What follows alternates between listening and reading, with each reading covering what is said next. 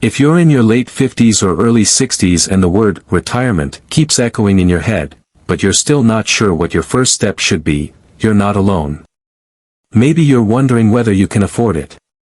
Maybe you've been working for decades and the idea of stopping feels both exciting and completely terrifying. Or maybe you've technically already retired, but it doesn't feel quite right. Something's missing. Now here's something that might surprise you. According to a 2023 study by the Stanford Center on Longevity, nearly 60% of recent retirees say the emotional transition was harder than the financial one. That's not a statistic most financial advisors talk about, but it should be. And if you're watching this, that probably means you're one of the smart ones looking to do retirement your way, not just by the numbers, but in a way that actually makes sense for your life. So today, let's walk through 3 essential things to remember when you're taking that first step toward retirement. Whether you're months away, just getting started, or still trying to figure out what retired even means for you, this will give you a clearer, calmer place to begin. And by the end of this video, you'll have a practical roadmap, not a dream, not a sales pitch, but a grounded, thoughtful way to make retirement feel real and right for you. Before we get into it, I'd love to hear from you in the comments. How old are you right now, and what does retirement look like in your head? Traveling more? Starting a garden? Watching grandkids? Or maybe just sleeping in without guilt? I read every response, and I might even use your answers in an upcoming video. Alright, let's dive into the first idea. Start small. Really small. This might sound counterintuitive, especially if you're someone who's used to setting big goals. After all, you've probably worked hard your whole life, set deadlines, reached milestones, maybe even managed a team or ran a business. But here's the catch, retirement isn't a project to complete. It's a new rhythm of life. And adjusting to that rhythm takes time. One of the biggest mistakes I see people make is thinking they need to have it all figured out before they make any move. That they need a perfect budget, a bulletproof plan, and total clarity about what their days will look like. But real life doesn't work like that. Most people figure things out as they go. And that's okay. Here's a better way to think about it. Picture your retirement like stepping into a pool. You could cannonball in, and some people do, but most folks feel better easing in, one step at a time. Maybe that means cutting back your work hours before you fully retire. Or spending one day a week experimenting with hobbies or part-time gigs you've always been curious about. There's even a term for this now, phased retirement. According to the Urban Institute, nearly 25% of older workers in the US are choosing this gradual approach. Why?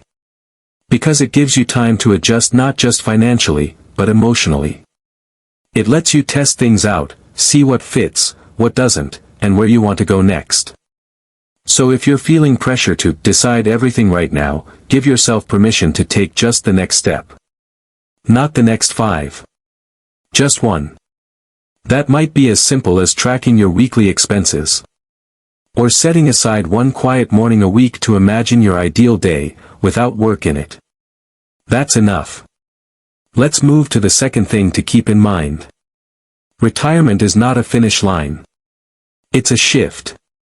One of the sneakiest myths about retirement is that it's a clean break. One day you're working, and the next, you're retired. But the truth is, it's rarely that black and white. Most people go through a transition period, a time of figuring out what their days look like, what gives them meaning, and how they want to spend their energy. That transition, it can take months or even years. And that's normal. Think of it like changing gears on a bicycle. You don't slam the gear all at once and expect it to feel smooth. There's a little grinding, a little adjusting, and then, click, it starts to glide. That's what healthy retirement looks like. It's a shift in how you think about your time, your purpose, and yes, your money. Here's where a lot of folks trip up. They assume that once they retire, they have to stop being productive. But being productive doesn't have to mean earning money. It can mean volunteering, mentoring, helping a neighbor, writing that book you never had time for. According to a University of Michigan study, retirees who stay engaged in purposeful activities, even unpaid ones, report significantly higher life satisfaction. So ask yourself, what gives your day meaning when there's no paycheck at the end of it? Don't worry if you don't know yet. Just start noticing. When do you feel most alive?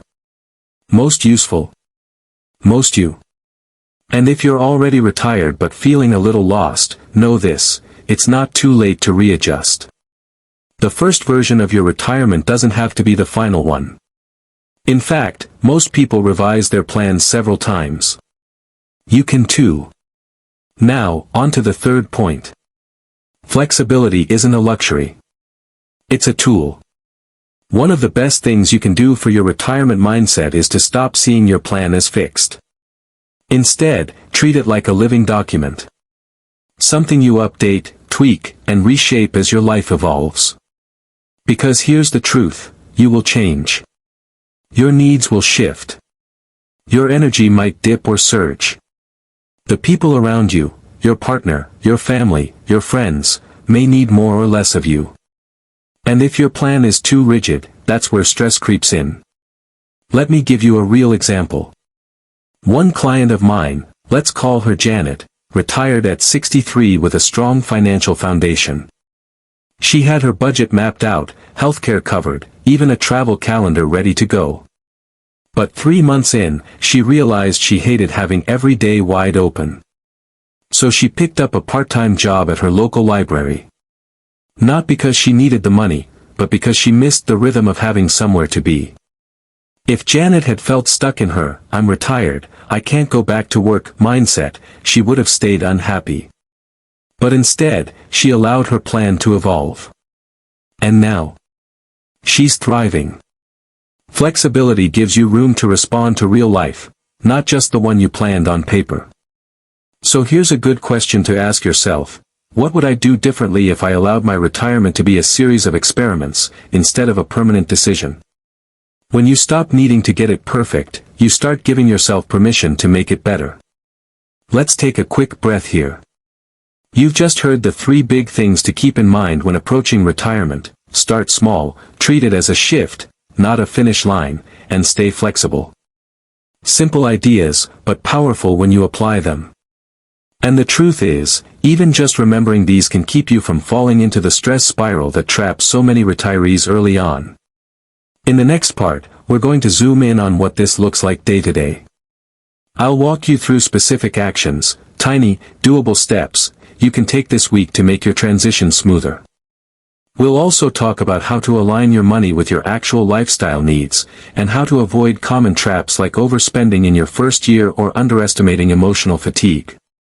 But for now, I'd love to hear what part of today's video hit closest to home for you.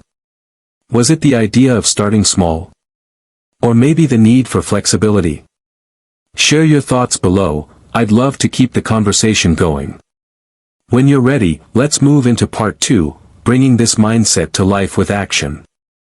Now, let's take this mindset and put it into motion. Because knowing is one thing, but doing, even in small steps, is what actually shifts your life. So if you're wondering, okay, but what do I do with all this? This next part is for you. First, let's talk about your time. One of the most disorienting things about retirement is suddenly having a full calendar, with nothing on it. No meetings, no Monday deadlines, no lunch rush, no, I'll catch up over the weekend. At first, it feels freeing. But for a lot of people, that blank slate turns into a kind of low-grade anxiety. You start asking yourself, am I wasting my time? Should I be doing more? Here's what I recommend, start by building a rhythm week. Not a schedule, not a strict routine, just a gentle rhythm. Think of it like setting a background beat to your days. What anchors do you want to build around? For example, Monday could be your errands day. Tuesday morning might be when you go for a long walk or call a friend. Maybe Wednesdays are for learning something new, watching a documentary, taking a class, even just reading a chapter of a book. This doesn't have to be ambitious. The goal isn't to stay busy, it's to stay engaged. In fact, a study from the University of Chicago found that retirees who create a loose weekly structure are 32% more likely to report feeling satisfied with their day-to-day life.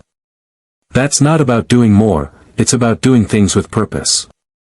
And remember, it's okay if some days are slower than others. Rest isn't something you earn. It's part of a healthy life, especially now. Now let's shift to your money, because freedom and structure both live there too. One of the biggest financial mistakes people make in early retirement is overspending in the first 12 to 18 months. It often comes from a mix of excitement and a bit of panic. You finally have the time, so you want to travel, upgrade your home, spoil the grandkids. Totally understandable. But here's the catch, retirement is long. For many people, it's 25 to 30 years. That's longer than the length of some people's entire careers.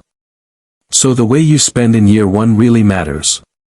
Here's a good place to start. Take 1 month and write down everything you spend. Not to punish yourself.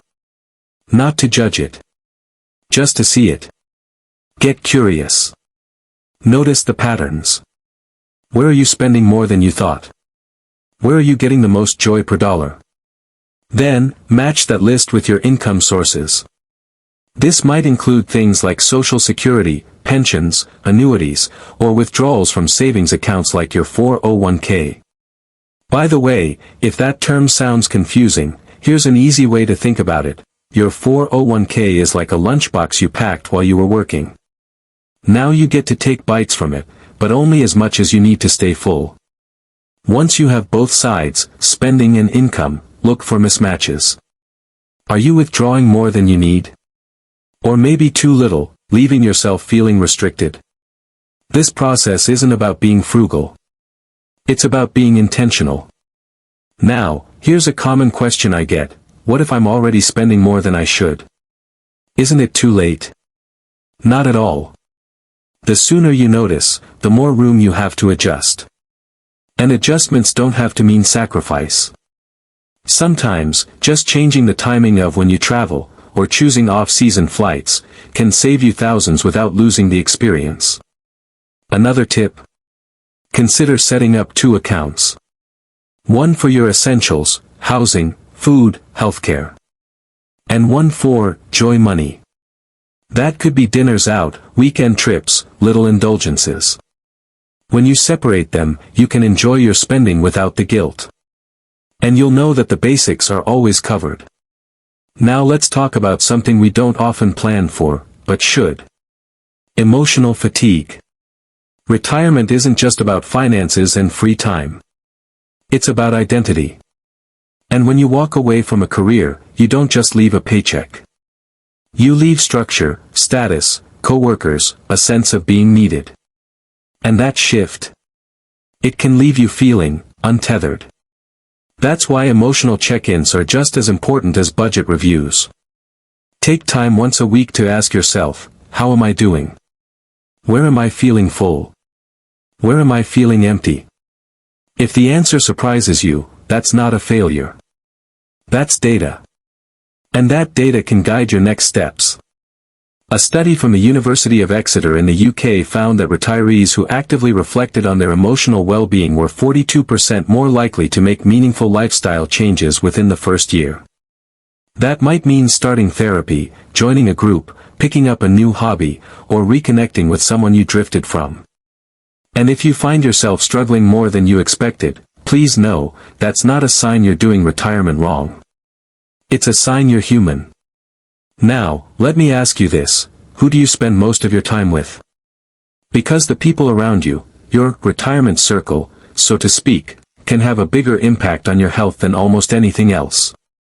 There's a 2022 Harvard study showing that retirees with strong social connections live, on average, 7 years longer than those who feel isolated. 7 years. That doesn't mean you have to be a social butterfly. But it does mean being intentional. Reaching out. Saying yes to that coffee invite. Starting a walking group.